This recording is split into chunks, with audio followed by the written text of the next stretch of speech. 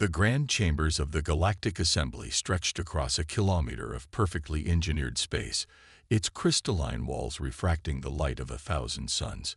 Within this sacred hall, representatives of 300 advanced civilizations gathered to decide the fate of yet another human application for membership. High Counselor Zextal of the Meridian Collective adjusted his ceremonial robes with his upper appendages while studying the holographic display before him. This marked the 7th time in 50 years that Earth had submitted a petition, and like always, the humans had followed every protocol to the letter. Their application was flawless in its presentation, yet Zextal felt the familiar stirring of dismissal in his core. The humans persist, he announced to the gathered assembly, his voice carrying the weight of centuries of tradition. They offer evidence of their achievements: clean fusion power, quantum computing networks, and early gravitational manipulation technology. A ripple of amusement passed through the chamber. The Soleni representative, a being of pure energy contained within an ornate crystalline matrix, pulsed with barely concealed derision. They've barely managed to colonize their own solar system. The Soleni established networks of Dyson spheres while their ancestors were still discovering fire. Yet they show remarkable progress for their age, countered Ambassador Naira of the Collective of Free Worlds. Her species, the Tethka, were known for their logical approach and photographic memory. Their rate of technological advancement exceeds historical norms by progress without wisdom is merely sophisticated barbarism, interrupted Archminister Krell of the Dominion of 7 Stars. His massive form, covered in iridescent scales, loomed over the central platform. Have we forgotten their history of warfare, their environmental negligence, their political instability? The chamber erupted in murmured agreements. Zextal observed the reactions carefully, noting how the older members of the assembly seemed particularly adamant in their opposition. The humans were too young, too unpredictable, too different. What none would openly admit was the real reason for their discomfort: humans were advancing too quickly. In the mere span of 3 centuries, since discovering faster-than-light travel, they had accomplished what took most species millennia. Their solutions to technological problems were unorthodox, often elegant in their simplicity, while simultaneously defying conventional scientific approaches. There is also the matter of their diplomatic conduct, added Representative Venn of the Silicon Consensus, their synthetic form gleaming under the chamber's lights. They continue to interfere in matters beyond their jurisdiction. Our monitoring stations have detected human vessels in restricted zones, particularly near developing civilizations. This revelation caused a stir. Zextal accessed the relevant data streams, confirming Venn's assertion. Human ships had indeed been spotted in various prohibited sectors, though they seemed to vanish before detailed scans could be completed. Curious. The evidence is clear, Zextal declared, raising all 4 arms in the traditional gesture of judgment. Earth remains unprepared for the responsibilities of assembly membership. Their application is denied. The vote that followed was nearly unanimous. Only a handful of younger races abstained, led by Naira's Collective of Free Worlds. The decision was recorded in the Eternal Archives, and the assembly moved on to other matters, dismissing Earth's petition as they had so many times before. None of them noticed the small drone observing their proceedings from high above the chamber, its advanced stealth systems making it virtually undetectable to even the assembly's sophisticated security measures. The drone recorded everything, transmitting its data through channels that shouldn't exist, using principles of quantum mechanics that the assembly believed impossible to harness. Back on Earth, in a facility deep beneath the Pacific Ocean, Admiral Sarah Chen watched the assembly's deliberations with a mixture of amusement and satisfaction. The holographic display showed every detail of the proceedings, including the private communications between assembly members that they believed secure. Another successful test of the Quantum Observer Network, her AI assistant noted. They remain unaware of our true capabilities. Chen nodded, her silver-streaked hair reflecting the soft blue light of the command center. And the Vardith fleet, have they detected our surveillance? Negative, Admiral, they believe their invasion preparations remain secret. The Assembly's arrogance blinds them to the coming threat. Then everything proceeds as planned. Chen turned to face the massive strategic display dominating the far wall.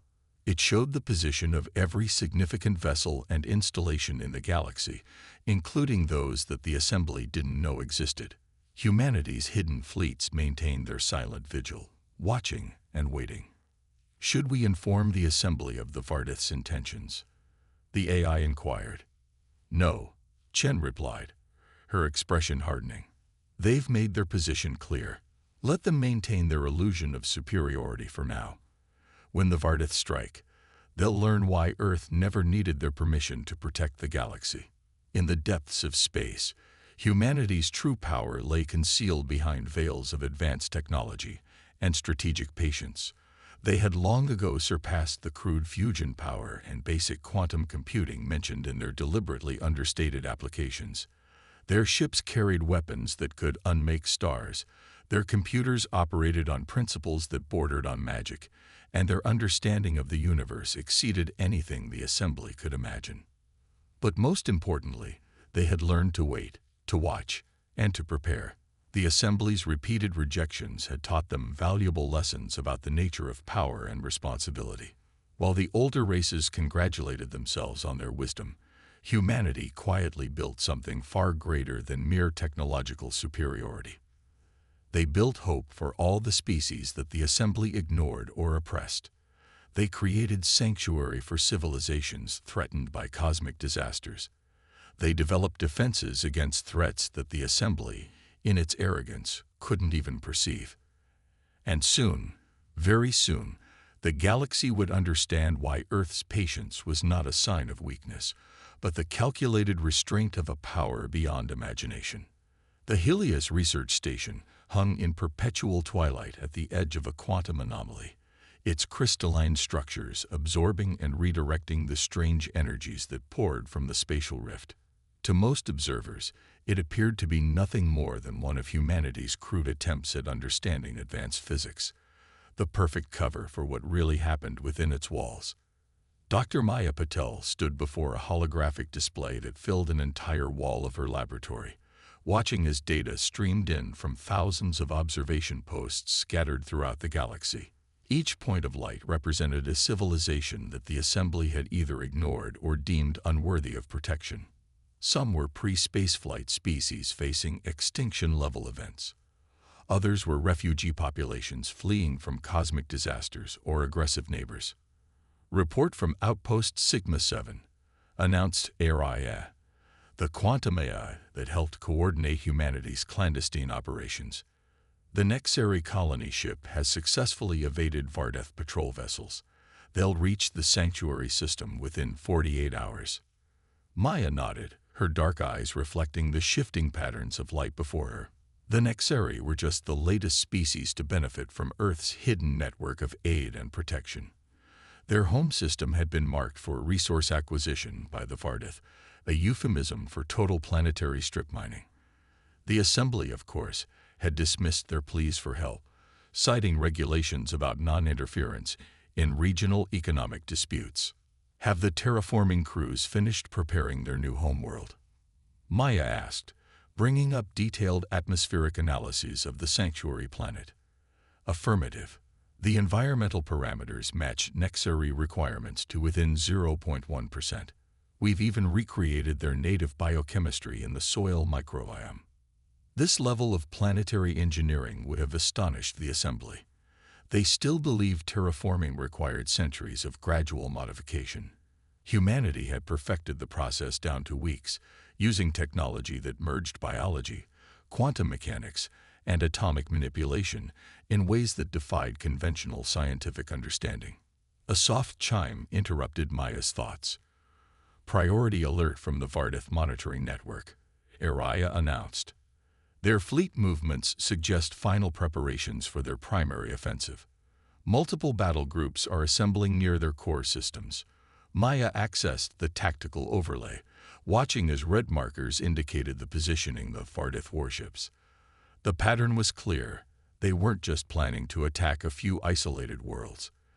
This was the beginning of a massive expansion campaign that would threaten dozens of species. Time to implement Phase 2, Maya decided. Alert Admiral Chen and activate the Prometheus Protocol. Deep within secure facilities scattered across Earth's solar system, dormant systems hummed to life. Quantum computers more advanced than anything the Assembly had dreamed possible began processing astronomical amounts of data. Hidden shipyards, concealed within fold space pockets that technically didn't exist, initiated production sequences for vessels that could outmatch entire Assembly battle fleets. But Earth's true advantage wasn't their technology. It was their understanding of people, their ability to build networks of trust and cooperation among the species that the Assembly had abandoned. In a secure conference room aboard the Helios station, Maya met with representatives from 20 different unimportant civilizations. Their forms ranged from crystalline entities to energy beings to organic creatures of countless descriptions. All of them had one thing in common. They had been helped by humanity when the Assembly turned its back. The Vardeth will strike soon, Maya explained, sharing the intelligence data. The Assembly remains blind to the true scope of the threat. When the attack comes, they'll be overwhelmed. And what of Earth's forces? Asked Kirill, a being of living light who spoke for a coalition of energy-based species. Will you reveal yourselves to stop them? Maya's expression was grim but determined. Not yet. The Assembly needs to understand their failure first. They need to see the consequences of their arrogance. A dangerous game, observed Tilara, a silicon-based entity representing several synthetic species that had fled Assembly persecution. The Vardeth are not known for mercy. We have no intention of allowing any innocent lives to be lost, Maya assured them. Our defensive networks are already in place. The Vardeth will find their weapons mysteriously malfunctioning, their ships developing inexplicable problems, their communications suffering critical failures. The gathered representatives shared knowing looks. They had all benefited from humanity's subtle intervention at one point or another. Earth had perfected the art of invisible aid, of solving problems without revealing their hand. In orbit above them, automated factories that officially didn't exist were producing millions of microscopic machines. These devices, when released into space, would form an invisible web of protection around vulnerable worlds. They could disable weapons, redirect energy discharges, and even create localized temporal fields that would give evacuation ships precious extra minutes to escape. And what of the Assembly? Asked a representative of the Nexeri, their phosphorescent skin pulsing with concern. Will they not notice these interventions? Maya smiled. The Assembly sees what it expects to see. They'll attribute any Vardeth failures to technical malfunctions or tactical errors. Their own prejudices blind them to the truth that the primitives they dismissed have become their hidden guardians. The meeting continued long into the station's artificial night, as plans were refined and responsibilities assigned. Each species had a role to play in the coming crisis, though none would be exposed to direct danger.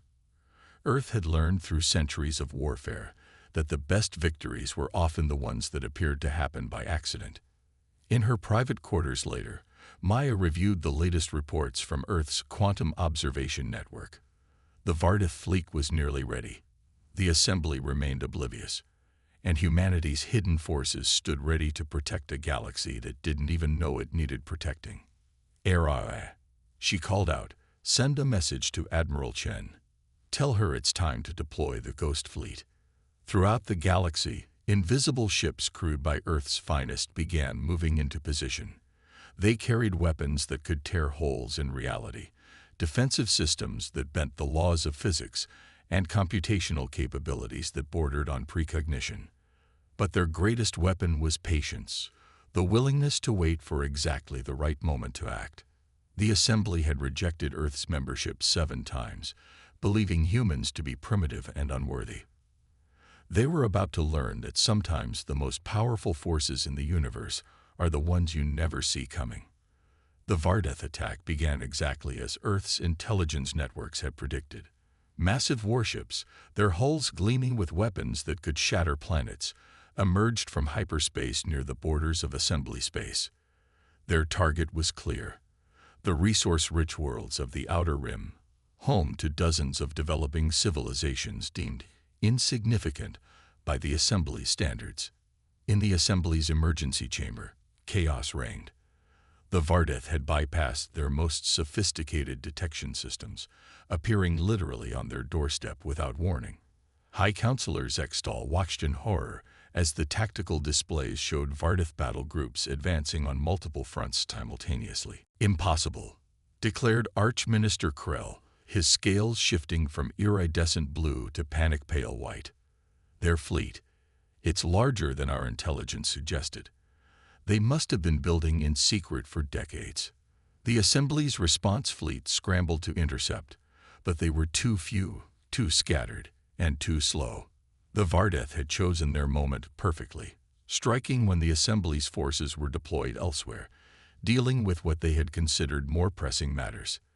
"The Nexari colonies are reporting Vardeth ships in orbit," announced a junior aide, their voice trembling.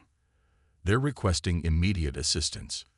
"The Nexari are not full members," dismissed Representative Venn of the Silicon Consensus. "We must prioritize our response to protect Assembly worlds first." In her command center beneath the Pacific, Admiral Sarah Chen watched the unfolding crisis with calculated calm. The Assembly's reactions were exactly as anticipated: political squabbling while worlds burned. But humanity had planned for this moment for generations. "Ghost Fleet units in position," reported her tactical officer. "Quantum disruption fields are ready. Permission to initiate Protocol Aegis." Chen nodded. "Execute." Across the battlefield, invisible changes began to occur. Vardeth weapons mysteriously misfired. Their targeting systems suffered inexplicable failures. Communication arrays experienced random quantum fluctuations. None of these problems were dramatic enough to raise immediate suspicion. They appeared to be the sort of technical issues that could plague any military operation. But they saved lives. On the Nexari colony world of Haven's Rest, thousands of civilians watched in terror as Vardeth mining ships descended through their atmosphere. The massive vessels, designed to strip planets of resources regardless of indigenous life, deployed their primary cutting beams. And nothing happened. In the assembly chamber, reports began flooding in from across the conflict zone. Vardeth forces were experiencing unprecedented equipment failures. Their mighty fleet, seemingly unstoppable moments ago, had been reduced to a fumbling collection of expensive but ineffective vessels. "They're retreating from the Nexari system," announced the aide, confusion evident in their voice. "They're mining ships. They're reporting complete systems failures. Something about quantum field instabilities." High Counselor Zextal's inner eyes narrowed in suspicion. "Quantum field instabilities. That's highly improbable. The Vardeth use proven technology. These failures make no sense." But the pattern continued. Wherever the Vardeth struck, their operations were plagued by technical difficulties. Assembly analysts were baffled. Nothing in their understanding of physics could explain how an entire invasion fleet could suffer such precise and devastating technical failures. In a secure bunker on one of Jupiter's moons, Dr. Maya Patil monitored the effectiveness of Earth's quantum disruption network. The microscopic machines they had seeded throughout space were performing perfectly, selectively interfering with Vardeth technology, while leaving civilian systems untouched. "The Assembly is starting to ask questions," Araya noted. "Their scientific councils are particularly troubled by the nature of these malfunctions." Maya smiled. "Let them wonder. The important thing is that lives are being saved." But the Vardeth were not a species to accept defeat easily. Their command ships began implementing backup protocols, switching to more primitive, but theoretically more reliable weapons.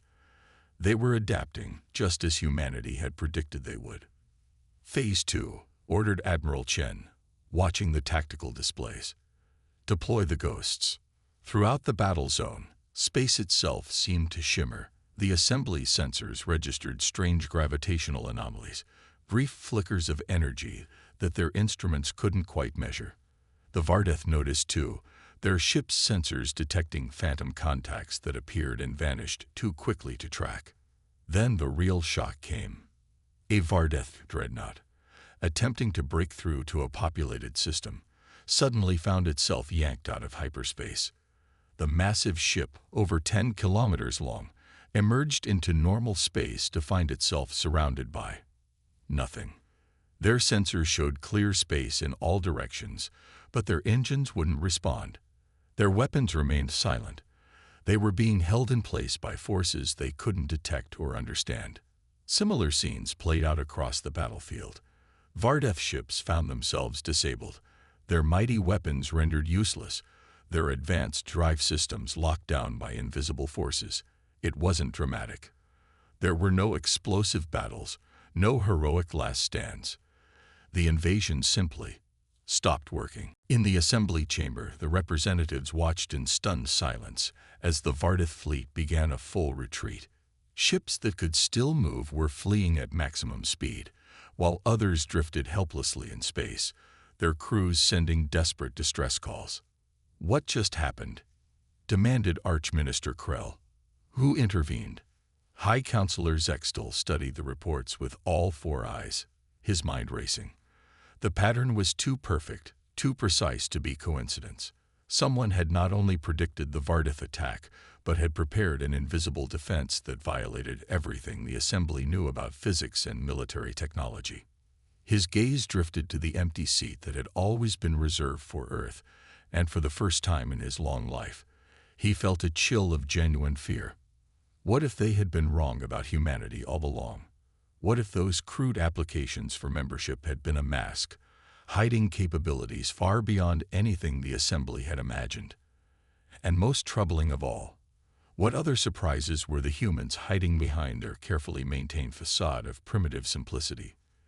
The aftermath of the Vardeth retreat left the galaxy in a state of uncomfortable confusion. The Assembly's most advanced scientific teams struggled to explain how an apparently invincible invasion fleet had been so thoroughly neutralized without a single shot being fired. But even more disturbing were the reports now flooding in from worlds that the Assembly had long ignored. The Nexeri weren't the only ones with stories to tell.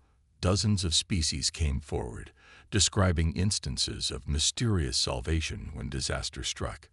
The Lyrians spoke of an unexplained shield that appeared to protect their colony from a gamma-ray burst. The crystalline Vex described how their dying sun had mysteriously stabilized. The nomadic drift clans revealed how their ships always seemed to find safe passage through dangerous space. In her office aboard the Helios station, Dr. Maya Patel watched as Admiral Chen's hologram delivered the news they had been waiting for. The Assembly has called an emergency session. They're finally asking the right questions. "And the Vardeth?" Maya asked, though she already knew the answer. "Retreated to their home systems. Our quantum observers report they're dismantling their weapon factories. The object lesson appears to have been received. The real work was about to begin." Humanity had spent centuries building a network of allies among the dismissed and forgotten species of the galaxy.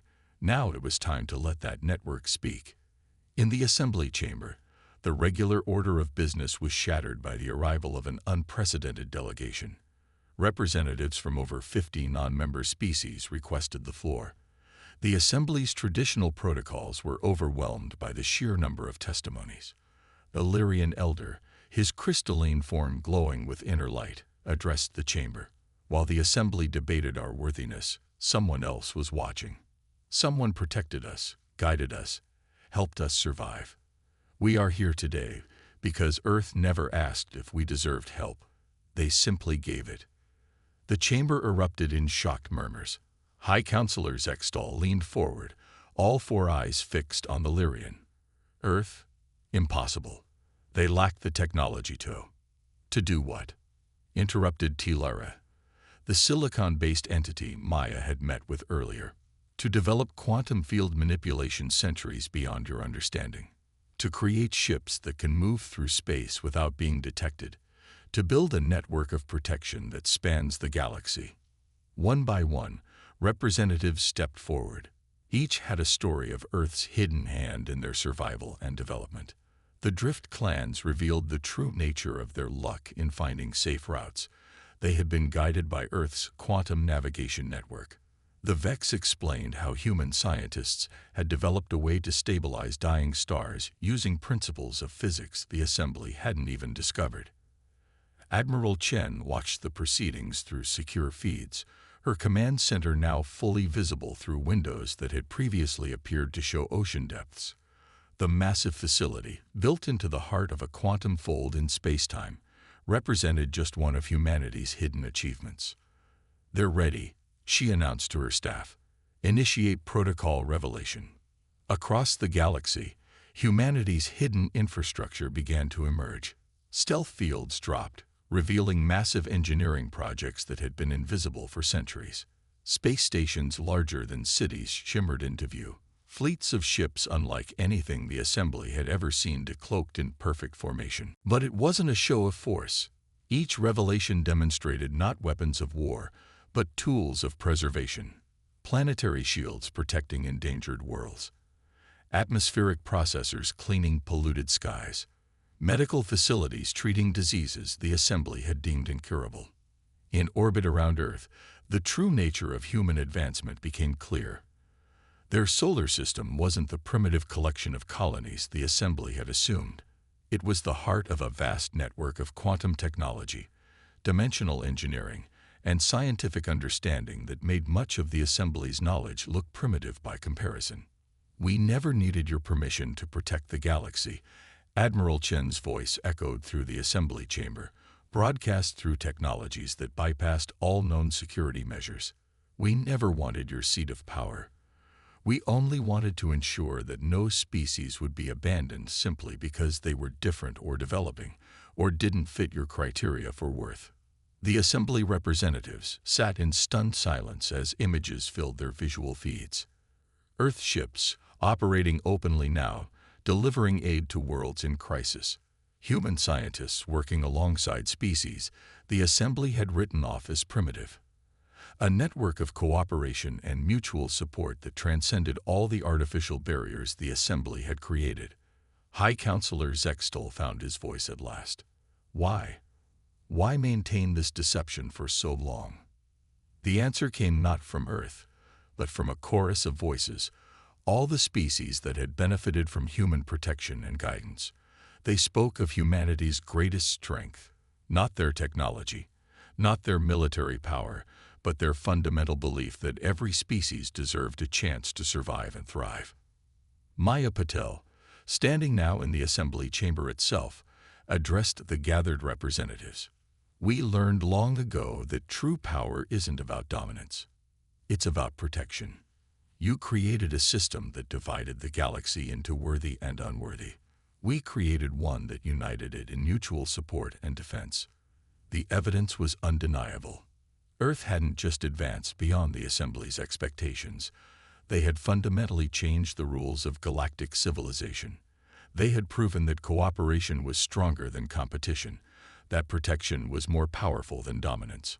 And they had done it all while the Assembly repeatedly stamped D&IG on their membership applications. The galaxy would never be the same. The age of arbitrary divisions and hierarchical power was ending. In its place, a new order was emerging, one built on Earth's principle that every species, no matter how different or developing, deserved a chance to reach for the stars. 1 year after Earth's revelation, the Galactic Assembly Chamber looked very different. The hierarchical arrangement of seats had been replaced by a circular forum where all species, regardless of their technological advancement, could participate. The once empty Earth seat stood as a reminder of the old order's folly. High Counselor Zextal, now serving in an advisory role to the new Galactic Cooperative, watched as representatives from over 300 species discussed the latest initiatives for mutual development and protection.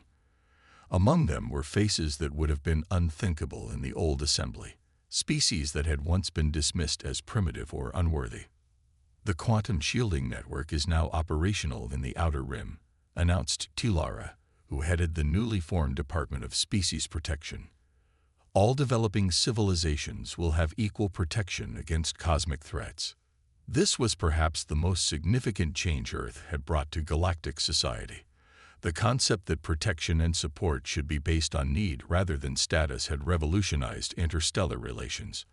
Admiral Chen, now serving as Earth's primary representative, stood to address the forum. The years of hiding humanity's true capabilities were over, but Earth's commitment to helping others remained unchanged. The Vardeth delegation has requested to speak, she announced, causing a ripple of surprise through the chamber. The Vardeth, once feared as ruthless conquerors, had undergone a transformation of their own. Their representative, Supreme Commander Kovacs, stepped forward. His massive form, once armored for war, now wore the simple robes of a diplomatic envoy.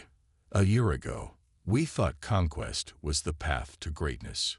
Kovacs began, his deep voice carrying notes of humility that would have once been unthinkable. Earth showed us a different way. When they could have destroyed us, they chose to teach us. When they could have dominated, they offered partnership. In her private office aboard the Helios station, Dr. Maya Patel reviewed the latest data from Earth's quantum observation network. But now these observations were shared openly with all members of the cooperative. The technology that had once been humanity's greatest secret had become a tool for mutual understanding and protection. The Nexeri terraforming project is proceeding ahead of schedule, AirIA reported. The combined expertise of human and Vex scientists has improved efficiency by 300%. This was another fundamental change, the free exchange of knowledge and technology between species. Earth had demonstrated that progress accelerated when civilizations cooperated rather than competed. The Galactic Cooperative's new headquarters, built in neutral space using a combination of technologies from dozens of species, stood as a symbol of this new era. Its quantum cores, designed by human engineers, powered communication systems that allowed instant contact across the galaxy. Its biological components, developed by species once considered primitive, created self-sustaining ecosystems that supported all forms of life. But perhaps the most profound change was in how the galaxy's civilizations viewed each other. The hierarchy that had dominated galactic society for millennia had been replaced by a web of mutual support and respect. We've received applications from 30 new species seeking to join the cooperative, announced Ambassador Naira, who had been one of the few assembly members to abstain from Earth's last rejection. Most of them were previously too intimidated by the Assembly's requirements to apply. Admiral Chen smiled. Review them all equally. Every species has something to contribute, something to teach us. That's what we learned in our centuries of watching and helping from the shadows.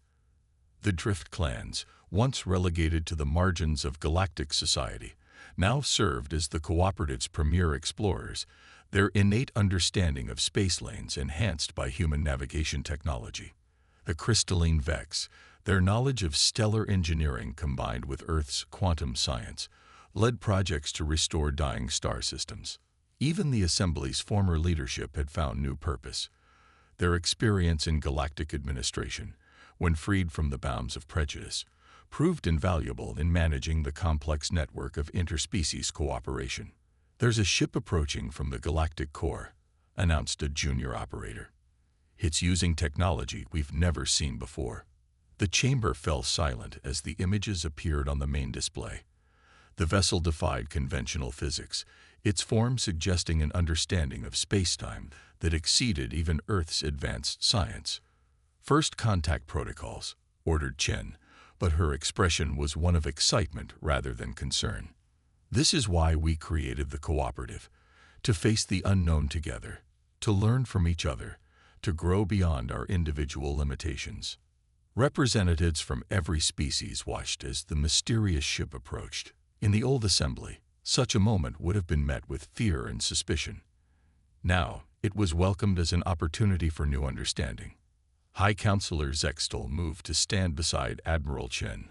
Once, we thought we had to protect the galaxy from species we deemed unworthy, he admitted. Earth showed us that true strength lies in protecting each other, in recognizing that diversity isn't a weakness to be controlled, but a strength to be embraced. As the unknown ship initiated contact, The chamber buzzed with excited discussion. Humans worked alongside former assembly members. Once ignored species contributed their unique perspectives, and even the reformed Vardith offered their insights. This was Earth's true victory, not the revelation of their hidden power, but the creation of a galaxy where such hiding was no longer necessary. The age of division was over. In its place stood a civilization ready to face the future together, bound not by fear or hierarchy, but by the simple principle that had guided humanity's secret guardianship for centuries. Every species, every voice, every contribution matters. And in the endless depths of space, countless worlds that once feared the future now looked to the stars with hope, knowing that in this new dawn, they would never stand alone.